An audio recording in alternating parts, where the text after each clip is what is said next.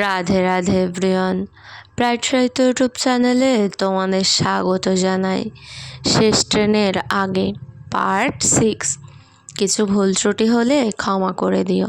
তো চলো বেশি কথা না বলে গল্প শুরু করি। তারা ঠিক করলো কাজ থাকবে কিন্তু সময়ও থাকবে, ঝগড়া হবে কিন্তু কথা বন্ধ হবে না। এই ছোট ছোট নিয়মেই তাদের আবার কাছাকাছি নিয়ে এলো। বছর কেটে যাচ্ছে, জীবন আর আগের মতো নাটকীয় না, শান্ত, স্থির। সকালের চা, রাতের গল্প, এই ছোট্ট ছোট্ট জিনিসেই এখন তারা সুখ খুঁজে পায়। একদিন তারা আবার সেই স্টেশনে গেল। সেখানে সব কিছু বদলে গিয়েছিল। মায়া বলল, যদি সেদিন তুই ট্রেনে উঠে যেতিস। ইরা হেসে বলল, তাহলে এই গল্পটাই থাকতো না। দুজনেই চুপ করে দাঁড়িয়ে রইল। ট্রেন এলো গেল, কিন্তু তারা রইল। সব গল্পের শেষে বড় কিছু থাকে না, কখনো কখনো শান্তিতেই সবচেয়ে বড় সুখ। ইরা আর মায়ার গল্পটা কোনো সিনেমার মতো না, কিন্তু বাস্তবের মতো সত্যি।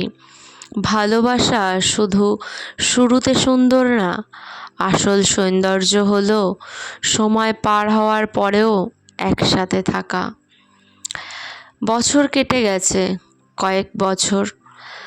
শহরের অনেক কিছু বদলেছে, কিন্তু নতুন রাস্তা, নতুন মানুষ। কিন্তু ইরা আর মায়ার ঘরের ভেতরে কিছু জিনিস একদম আগের মতোই। সকালের একসাথে চা, রাতে একসাথে বসে গল্প, সময় কাটানো, নিজেদের কাছাকাছি থাকা, আদর ভালোবাসায় ভরিয়ে তোলা। জীবন এবার আরও ব্যস্ত। এরা এখন বড় পজিশনে, তার উপর দায়িত্ব অনেক। মায়া নিজের কাজের পাশাপাশি একটা ছোট্ট টিচিং সেন্টার খুলেছে, বাচ্চাদের পড়ায়, আর সেই হাসিতে সে নিজের সুখ খুঁজে পায়। তারা একটা ছোট্ট ফ্ল্যাট কিনলো, নিজেদের টাকায়, নিজেদের চেষ্টায়। দেয়ালে রং করা, ফার্নিচার সাজানো।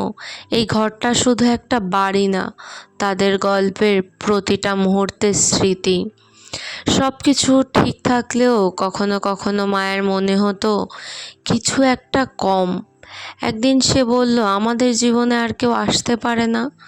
এরা বুঝলো মায়া একটা পরিবার চায়, আরও বড় করে। নিজেদেরকে নিয়ে সময় কাটাতে চায়, নিজেদের ফ্যামিলি গড়ে তুলতে চায়। কেমন লাগছে তোমাদের গল্পগুলো কমেন্ট করে জানিও। ভালো লাগলে একটু লাইক কমেন্ট করে দিও। এমন সুন্দর সুন্দর গল্প পেতে ব্রাইট সাহিত্য ইউটিউব চ্যানেলকে সাবস্ক্রাইব করতে হবে।